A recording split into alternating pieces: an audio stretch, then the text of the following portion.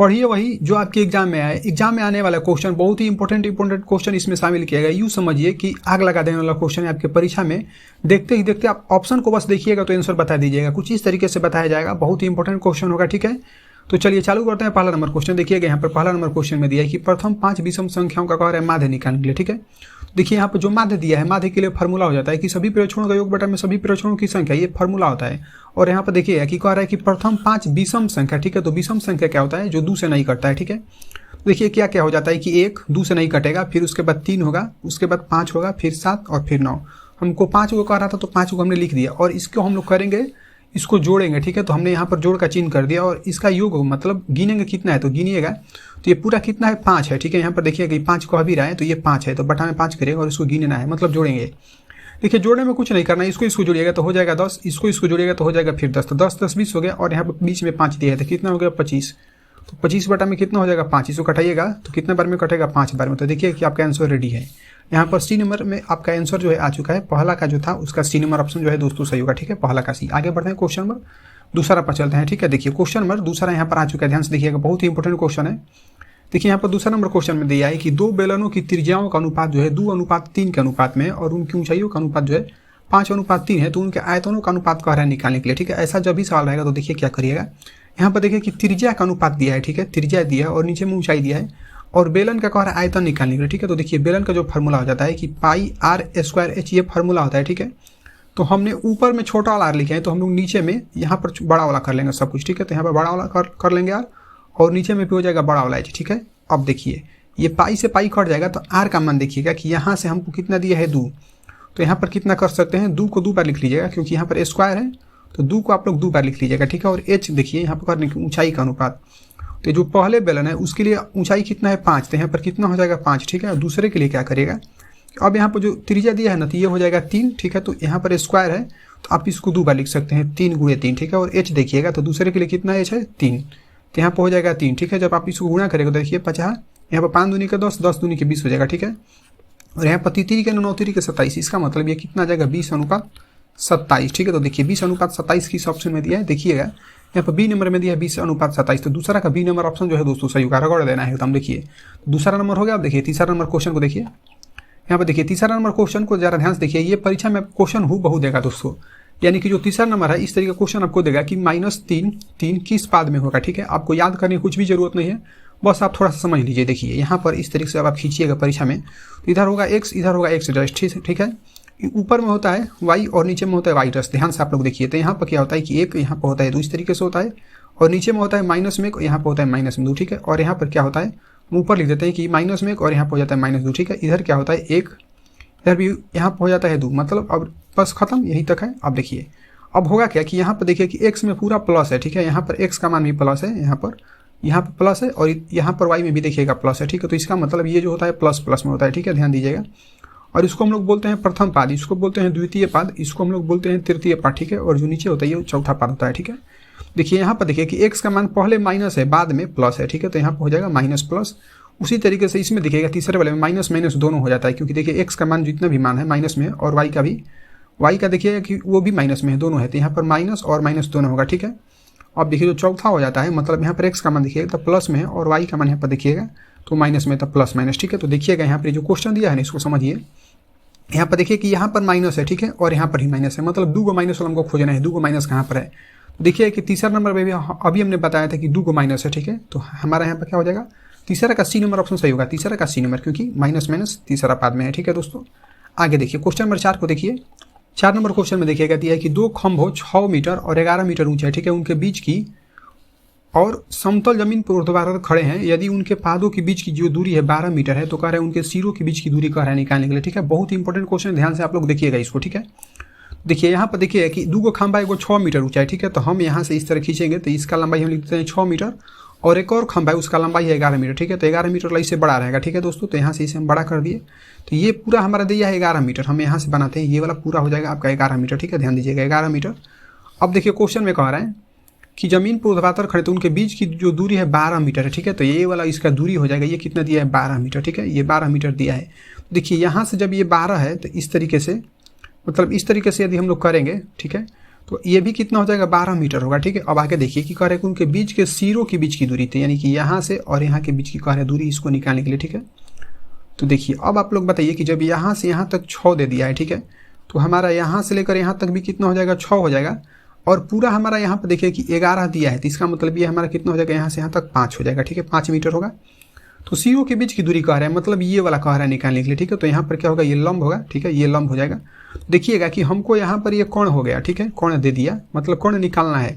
और देखिए कि हमारा यहाँ पर आधार ये हो जाएगा। ठीक है, आधार, और ये हो जाएगा लंब। ठीक है, देखिए लंब भी दे दिया, कोण भी दे दिया, आधार भी दे दिया, मतलब सब कुछ हमको पता चल गया, बस हमको कोण निकालना है। ठीक है, तो कोण के लिए फॉर्मूला क्या हो जाता है, उसी को लगाएंगे। ठीक है, तो कोण बराबर कितना होता है, अंडर रूट लंब स्क्वायर प्लस आधार स्क्वायर। ठीक है, तो लंब देखिए कितना यहाँ पर 5 है आपका लंब। ठीक है, अभी हमने बताया था यहाँ पर लंब कितना निकल कर है 5। ठीक है, तो यहाँ पर कितना हो जाएगा 5 का स्क्वायर प्लस, अब आधार देखिए कि आधार कितना है, यहाँ पर देखिए कि 12 है, चाहे ये भी 12 है। ठीक है, तो यहाँ पर कितना हो जाएगा 12 का स्क्वायर। ठीक है, तो देखिए 5 का स्क्वायर करिएगा तो कितना हो जाएगा 25, और 12 का हो जाएगा 144। ठीक है, इसको जोड़ दीजिए, कितना हो जाएगा 169। ठीक है, और 169 का वर्गमूल निकलेगा तो कितना हो जाएगा 13। ठीक है, तो यहाँ पर देखिए कि आपका आंसर जो है रेडी है, आंसर आपका बस रेडी है। देखिए 13 कहाँ पर दिया है, देखिए कि ऑप्शन नंबर यहाँ पर सी में दिया है। ठीक है, तो जो चौथा नंबर क्वेश्चन था यहाँ पर, इसका सी नंबर ऑप्शन दोस्तों सही होगा। एग्जाम में जाने से पहले इस सवाल का आप लोग रिवीजन जरूर करके जाइएगा। ठीक है, देखिए अब यहाँ पर देखिए क्वेश्चन और दिया है कि निम्नलिखित में से कौन जो है अभाज्य संख्या है। अभाज्य संख्या कह रहा है, अभाज्य संख्या वो होता है जिसका बस गुणनखंड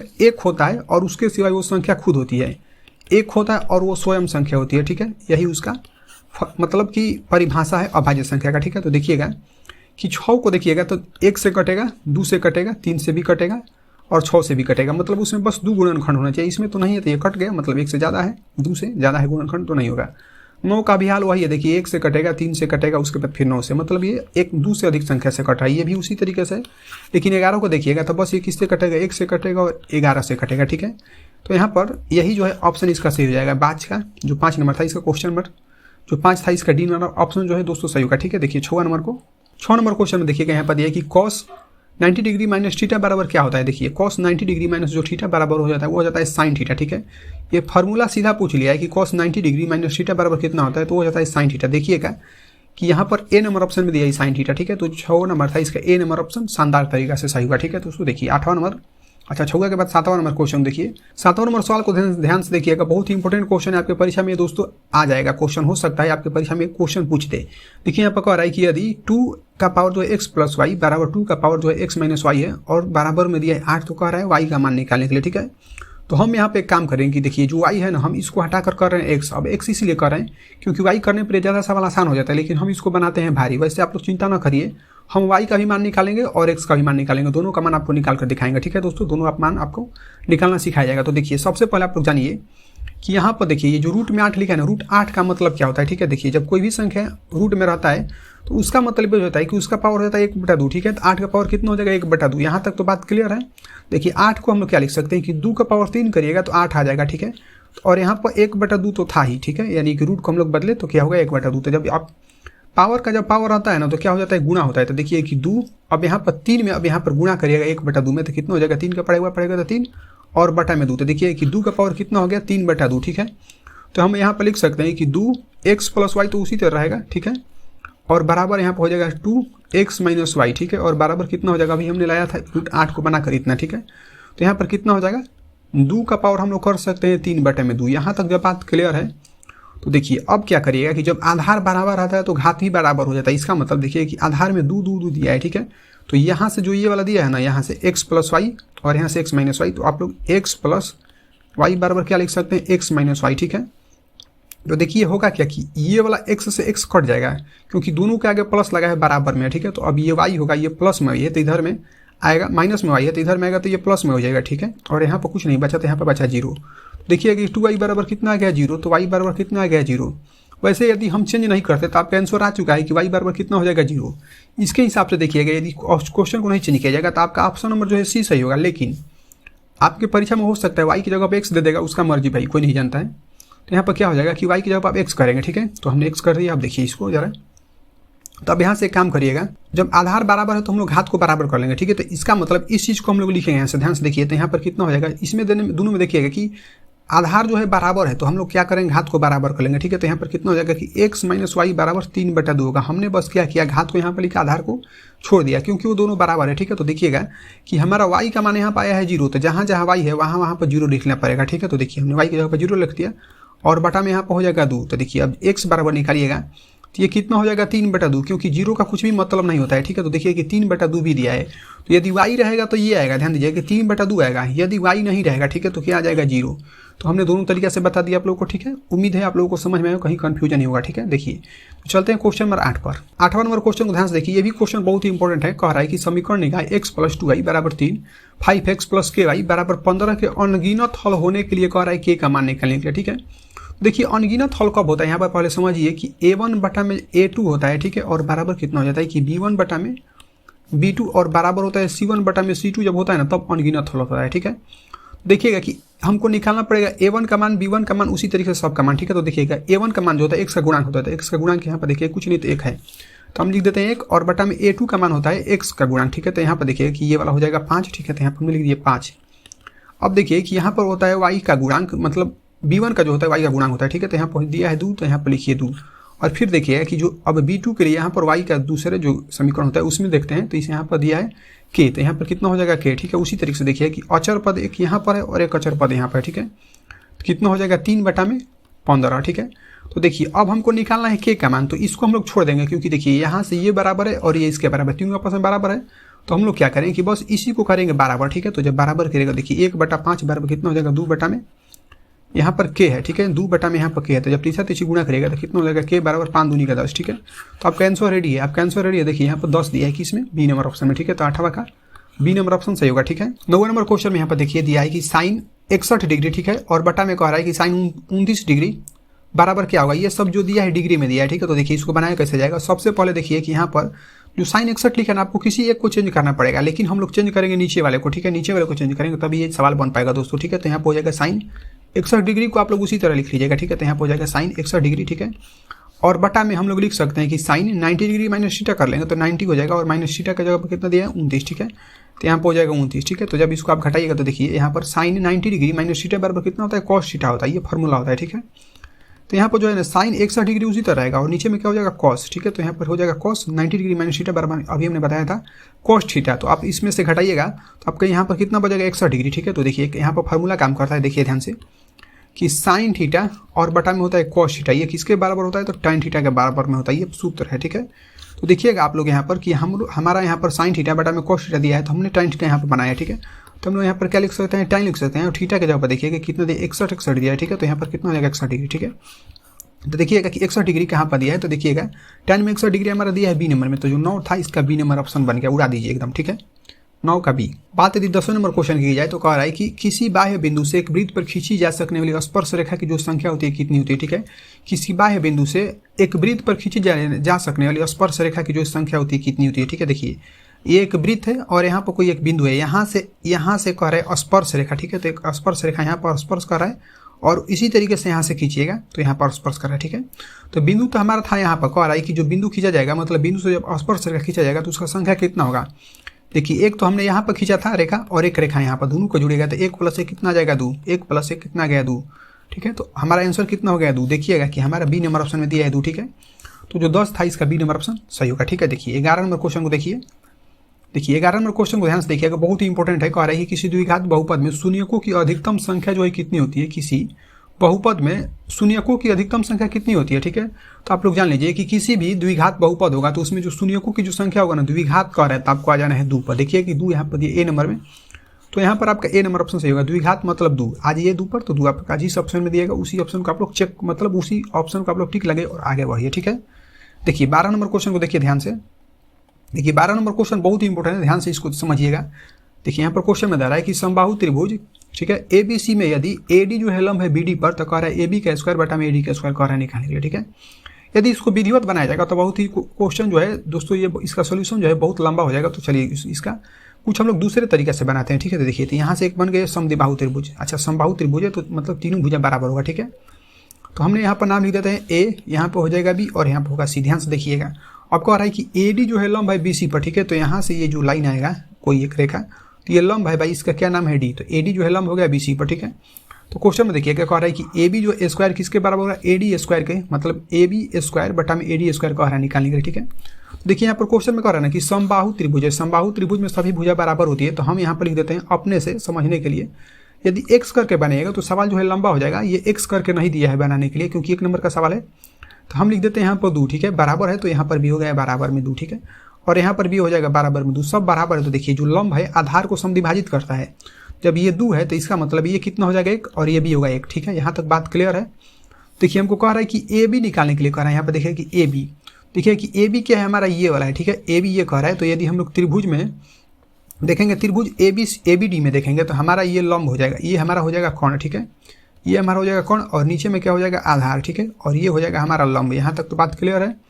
तो देखिए हम लोग क्या करेंगे कि हमारा तो लंब कोण दिया है, बस हमको लंब निकालना है, मतलब ए डी निकालना है, बाकी हम लोग ए बी कहते हैं स्क्वायर कर लेंगे, यहाँ पर जो दूर है इसका स्क्वायर हम लोग कर लेंगे, ठीक है। हमको ए डी निकालना, तो देखिए ए डी यहाँ पर देखिए कि हो गया लंब, तो लंब के लिए फॉर्मूला कितना होता है कि अंडर रूट कोण स्क्वायर माइनस आधार स्क्वायर, ठीक है। तो कोण कितना दिया है देखिए कि 2 दिया है, ठीक है, तो 2 का स्क्वायर करिएगा और माइनस अभी हमने बताया था कि आधार स्क्वायर, तो आधार देखिए कितना हमने लिखा है 1, तो यहाँ पर हो जाएगा 1 का स्क्वायर, ठीक है। तो देखिए अब यहाँ पर 2 का स्क्वायर करेगा तो कितना हो जाएगा 4 और -1, तो कितना आ जाएगा रूट में 3, ठीक है।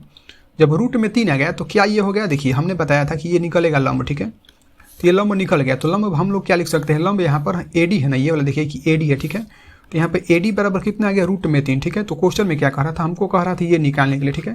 देखिए क्वेश्चन में कह रहा है कि ए बी, तो ए बी का मतलब कितना है यहाँ पर देखिए कि 2 है, ये वाला 2 है, तो 2 का स्क्वायर करिएगा, और ए डी कह रहे हैं यहाँ पर देखिए ए डी है, ठीक है। तो ए डी कितना है रूट 3 है, तो रूट 3 का स्क्वायर करिए, बस हल करिए आ गया, ठीक है। देखिए 2 का स्क्वायर कितना होगा 4 और रूट 3 का स्क्वायर करिएगा तो कितना हो जाएगा 3, तो 4/3 आपका आंसर रेडी है, 4/3 आपका आंसर रेडी है। देखिएगा कि यहाँ पर बी नंबर ऑप्शन में दिया है 4/3।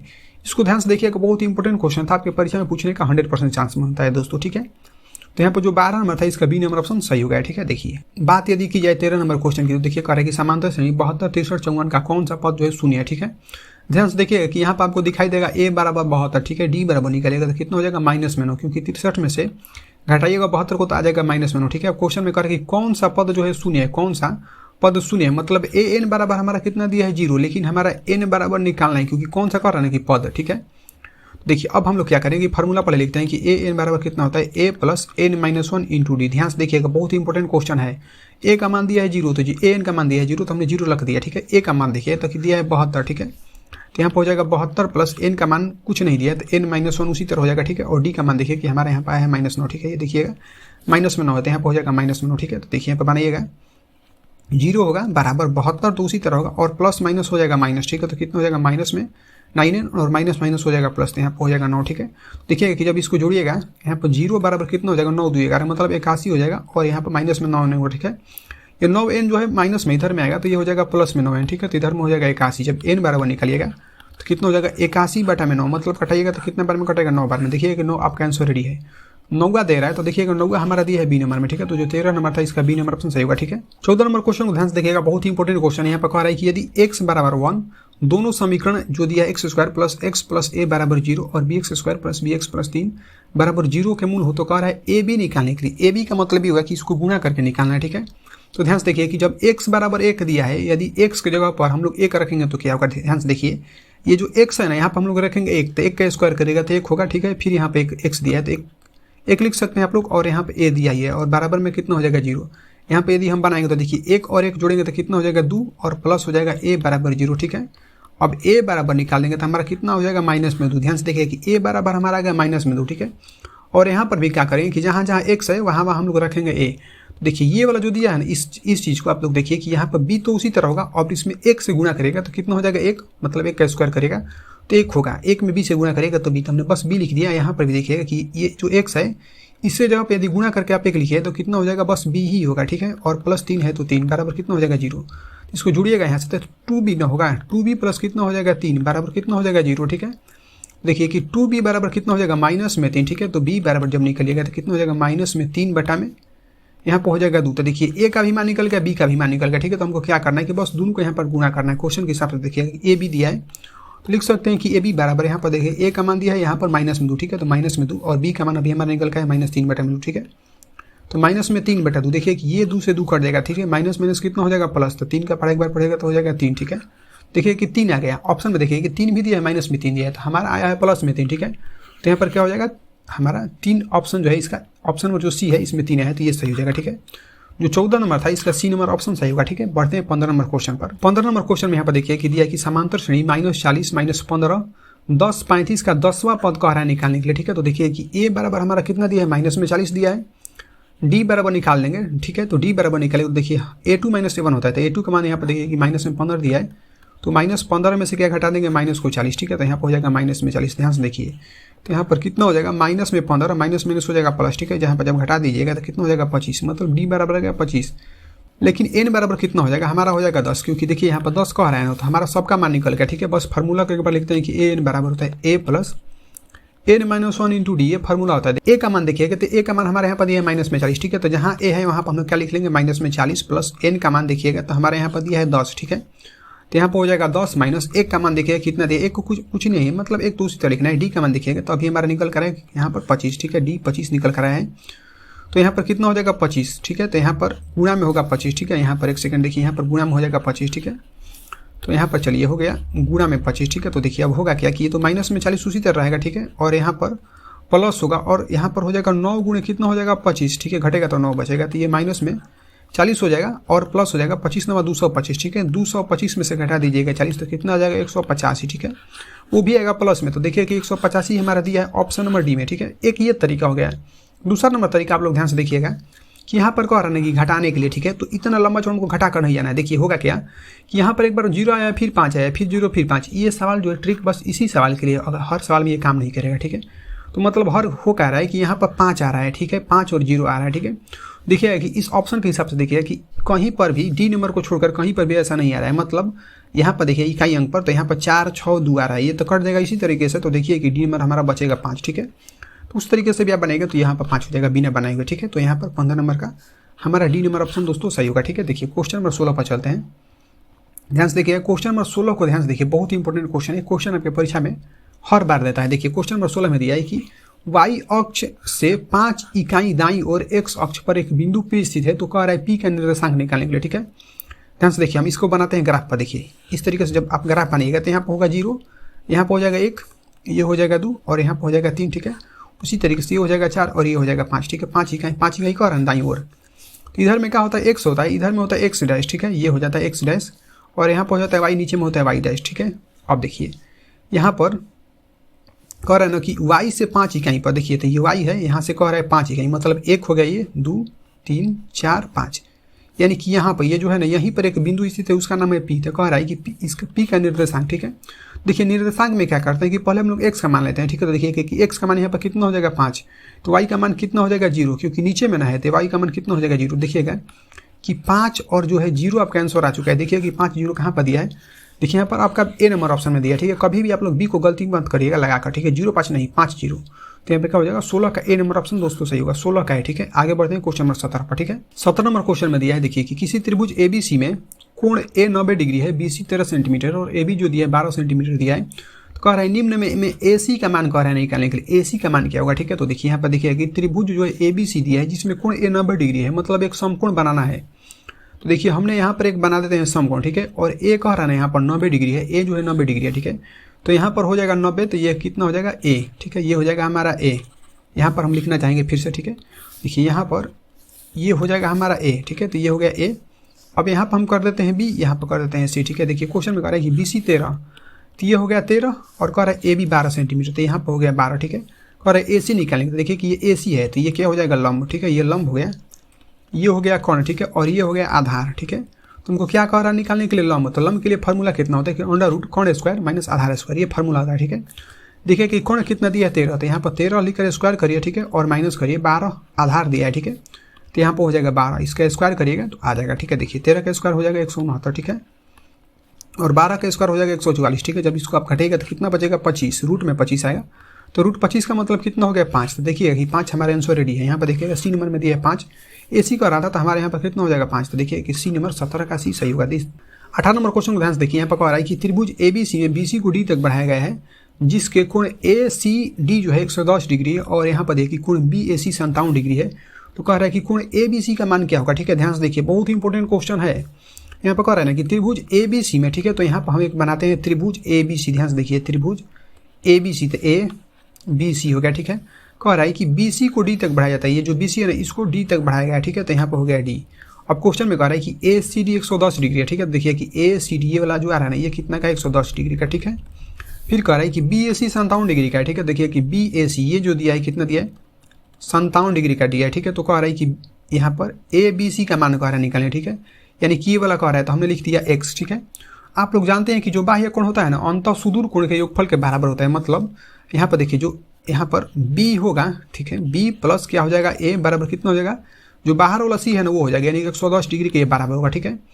तो यहाँ पर देखिएगा कि यहाँ पर हम लोग जोड़ देंगे कितना एक्स प्लस यदि 57 जुड़ेगा तो ये किसके बराबर होगा 110 डिग्री के, क्योंकि हमने अभी बताया कि जो बाह्य कोण होता है अंतः सुदूर कोणों के योगफल के बराबर होता है। मतलब यहाँ पे जो 57 डिग्री वाला और ये एक सही वाला दोनों को जोड़ने पर हमारा 110 डिग्री आएगा, ठीक है। देखिए हम लोग क्या करेंगे कि यहाँ पर एक्स बराबर निकलेगा तो कितना हो जाएगा 110 और माइनस हो जाएगा 57 डिग्री, ठीक है। जब इसको घटाएगा तो कितना हो जाएगा 10 में से 7 जाएगा तो 3 और ये होगा 5 में से 5 जाएगा तो 5। तो देखिए कि एक्स बराबर कितना आ गया 53 डिग्री। तो देखिए एक्स बराबर 53 डिग्री ए नंबर में दिया है, ठीक है। तो 18 का ए नंबर ऑप्शन दोस्तों सही होगा, ठीक है। 18 का 19 नंबर पर चलते हैं। देखिए 19 नंबर क्वेश्चन में देखिएगा यहाँ पर कह रहा है कि कोट 60 डिग्री का मान कितना होता है। कोट 60 डिग्री का मान कितना होता है, देखिए ऑप्शन में दिया है √3 1 बटा में √3 1 और 0। आपको बताना हम चाहेंगे कि इस तरीके जो भी मान दिया ना आपको याद करने की बिल्कुल जरूरत नहीं है, बिल्कुल भी जरूरत नहीं है। बस हमारा एक वीडियो देखिए, उस वीडियो का टाइटल लिखा गया है कि चाह कर भी आप भूल नहीं पाओगे, ठीक है, चाह कर भी आप भूल नहीं पाओगे। प्ले लिस्ट में देखिएगा तो आपको मिल जाएगा। आप लोग बस उसको एक बार देखिएगा ना तो किसी भी त्रिकोणमिति का आपको मान याद करने का जरूरत ही नहीं पड़ेगा, बस उंगली पर आप लोग गिन लीजिएगा, ठीक है, तो आंसर आ जाएगा। देखिएगा कि यहाँ पर कोट 60 कर रहा है तो कोट 60 का मान कितना हो जाता है 1 बटा में √3, ठीक है। तो हमारा यहाँ पर 19 का बी नंबर ऑप्शन दोस्तों सही होगा, 19 का बी 1 बटा में √3, ठीक है। 20 नंबर क्वेश्चन में यहाँ पर दिया कि मूल बिंदु से, ठीक है, बिंदु ए 4 - 3 की दूरी कितनी होगी, ठीक है। तो मूल बिंदु से जो दूरी होती है उसके लिए पहले फार्मूला जान लीजिए कि हो जाता है x² प्लस कितना होता है y²। ये सूत्र होता है दूरी का, मूल बिंदु से दूरी का, ठीक है। देखिए ये हो जाएगा x का मान और ये हो जाएगा y का मान, ठीक है। तो देखिएगा कि x का मान कितना दिया है 4, तो यहाँ पर 4 का स्क्वायर करिए प्लस, अब देखिएगा कि हमारा यहाँ पर y का मान दिया है -3, तो -3 होगा और इसका स्क्वायर करिए, ठीक है।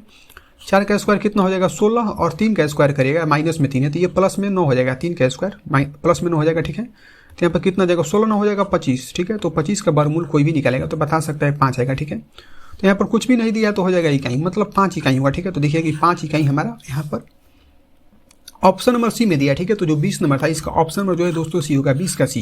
यदि अभी तक आप लोग लाइक शेयर और सब्सक्राइब नहीं किए होंगे तो लाइक शेयर सब्सक्राइब दोस्तों दबा कर करिए, ठीक है दोस्तों। बहुत बहुत धन्यवाद आप लोगों को, थैंक यू।